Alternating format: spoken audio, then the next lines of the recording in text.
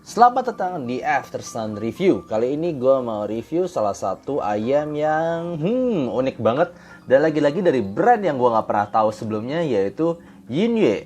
Dan ini adalah yang model S802. Sebelumnya thank you dulu untuk Kuping Kala Indonesia yang udah minjemin ayam ini ke gue, jadi gue bisa review. By the way, harganya sendiri sekitar 2,5 jutaan dan ini memakai single dynamic driver di setiap sisinya. Oke, langsung aja seperti biasa kita akan langsung review dari build, suara, dan juga perbandingannya. Secara build-nya ini sebenarnya tidak terlalu, untuk di harga 2,5 juta, ini bukanlah yang terbaik yang pernah gue lihat. Jadi, kalau misalnya dibandingin sama build quality earphone under sejutaan juga masih bisa gitu. Karena dia housing ini pakainya masih berasa plastiki, lalu bentuknya ini unik banget ya. Gue nggak tahu ini bentuknya terinspirasi dari mana, tapi serius gue nggak pernah lihat yang bentuknya seperti ini. Lalu bagian belakangnya tuh ada gambar emas-emasnya lagi, piringan emas. Unik banget lah untuk bentuknya ini. Tuh, housingnya cuma gini doang. Tidak terlalu bagus gimana, cuma yang menarik perhatian adalah memang bentuknya. Kalau misalnya dilihat dari atas, lihat nggak, dia ada angle, rada miring gitu, dan itu untuk dicocokin sama kupingnya. Jadi lihat nih, ini untuk kuping kanan, kuping kiri. Lihat ada sedikit angle, sedikit belok begitu ya. Dan ini di bagian belakangnya ini yang unik nih. Ini ada piringan emas. Coba bisa kelihatan nggak secara gambar? Semoga bisa ya. Ini ada seperti pagoda dari air. Seingat gue ini di Hangzhou deh.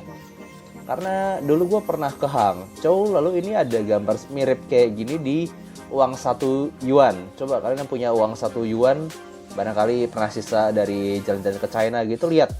Seingat gue ini benar-benar mirip gambar 1 yuannya China. Ini sebuah danau di Hangzhou ya. Gue nggak tahu dari mana barangnya, cuma seingat gue beneran gambarnya itu mirip itu. Lalu kemudian untuk kabelnya sendiri ini terbuat dari bahan seperti karat begini, dan terasa agak tipis dan sebetulnya ada rapuh sih rasanya. Bagian dekat-dekat housingnya ini terutama rasanya kecil begini, ngeri ya. Tapi ada feel yang fleksibel, yang kesannya ini rada mahal. Seperti kalau gue nyobain ayam-ayam dari Ocharaku itu kan nggak ada yang detach kabelnya, dan itu harganya 5 juta sampai 10 juta. Nggak ada detach kabelnya tipis tapi lentur. Ini somehow feel-nya rada ngingetin gue sama si Ocharaku. Tuh ada di bagian wire splitternya ada tulisan S802. Lalu bagian jacknya ini seperti begini, rada gendut. Lalu gue nggak tahu, ini ada seperti ilustrasi gitu. Lalu ada huruf China-nya. Gue nggak bisa baca itu gimana artinya ya.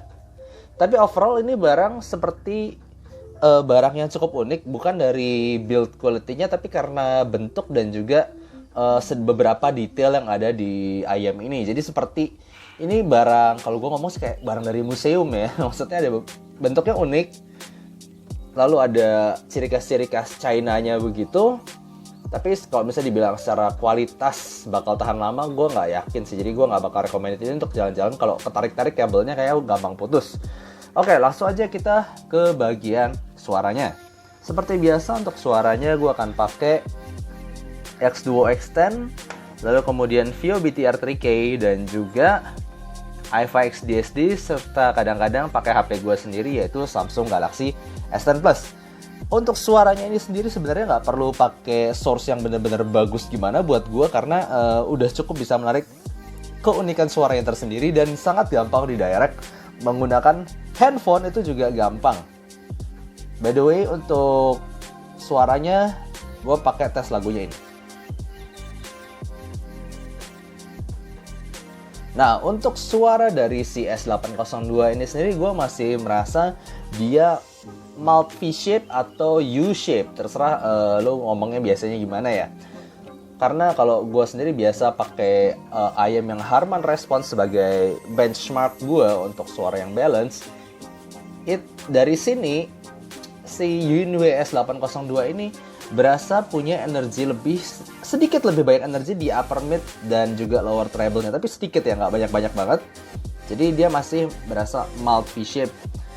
Oke, kita langsung bahas satu-satu. Salah satu aspek yang kalian pasti rasain dari Yinwei S802 ini adalah bassnya. Karena bassnya itu buat gue tipe bass yang bener-bener satisfying. Gue suka tipe bass ini.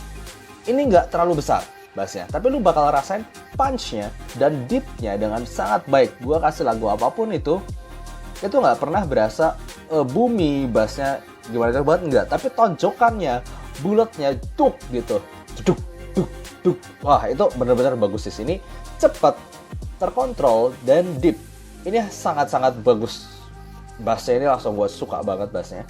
Gue kasih lagu, bahkan EDM pun gue sangat suka di sini. Kayak dengerin The Verge, All City, wah itu mantep banget, asik banget. Bassnya benar-benar dalam dan berkualitas.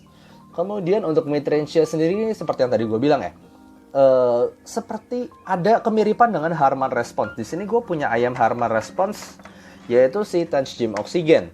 Kalau gue bandingin dengan Touch Gym Oxygen, itu gue masih berasa elevasi di upper mid-range itu mirip.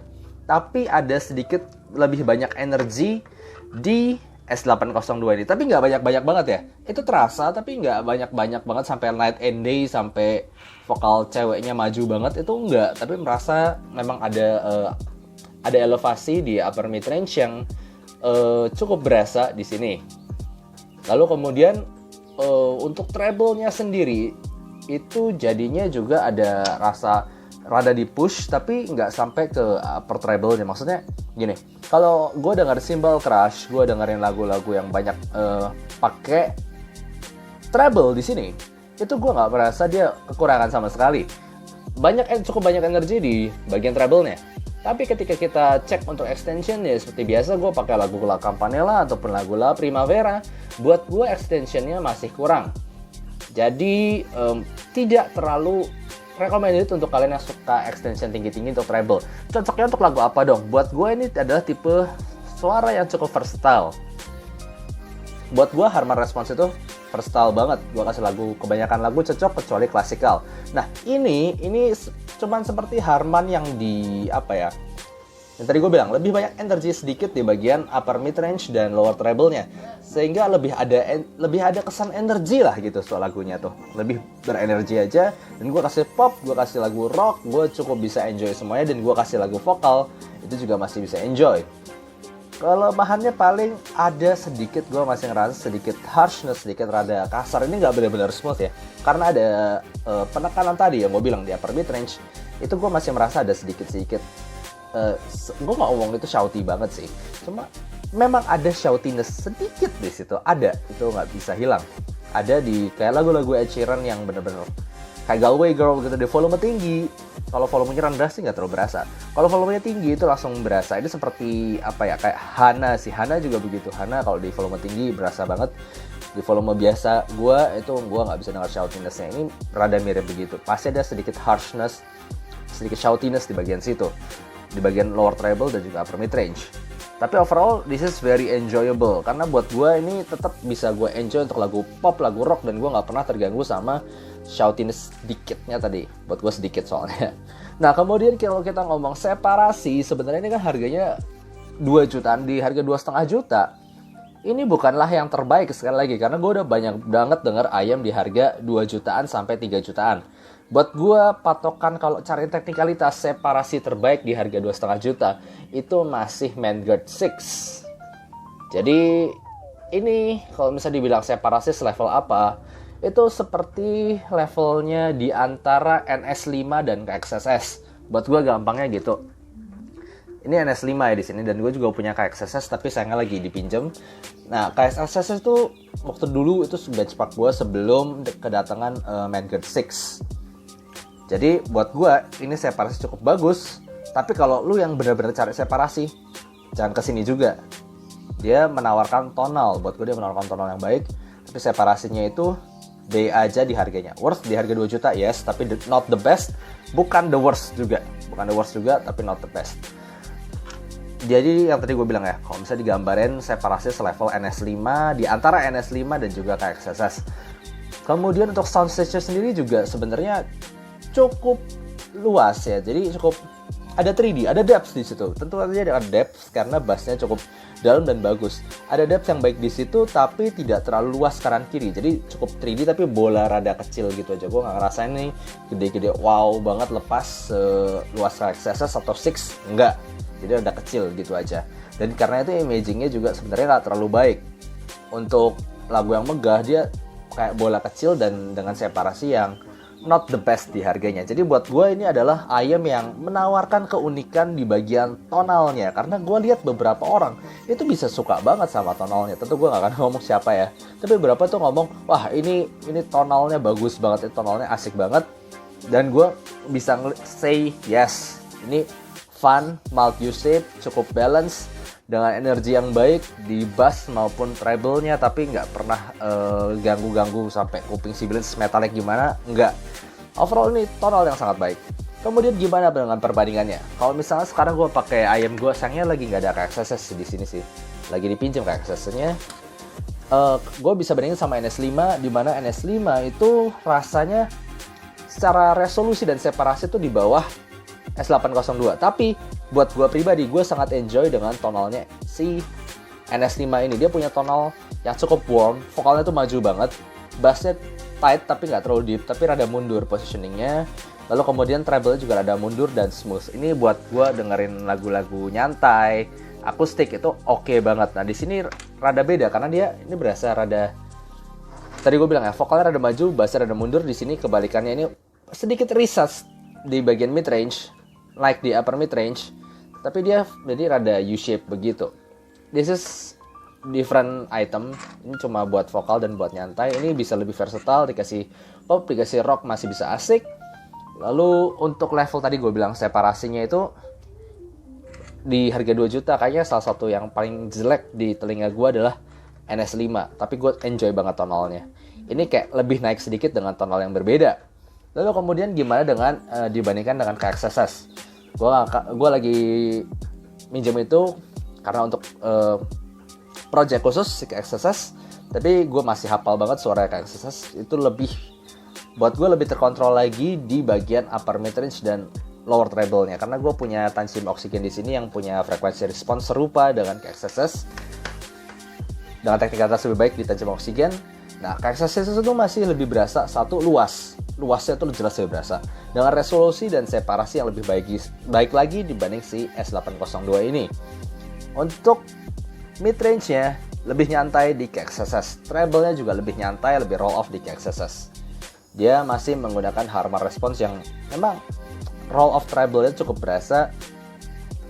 Jadi buat gue ini adalah IEM yang khusus untuk lebih ke tonal. Kalau misalnya cari teknikal, bukan ke sini. Tonal di sini aja. Soundstage juga tidak ke sini. Jadi untuk ya kalian yang suka mild V-shape atau U-shape atau gampangnya buat gue Harman response yang dengan sedikit ditambahin upper mid range dan juga treble-nya, ini adalah pilihannya. Jadi totally unique. I like it, tonalnya suka. Not the best resolution, not the best soundstage, not the best separation. Worth it di harganya nggak? Buat gue worth it, karena memang secara separasi masih sedikit level 2 jutaan. Tinggal kalian suka tonal gimana. Karena in the end of the day, buat gue tonal yang akan menentukan kalian pilih barang apa. Oke, gitu aja. Thank you untuk semuanya. Kalau kalian suka review ini, jangan lupa kasih like dan subscribe. See you next time. Bye-bye.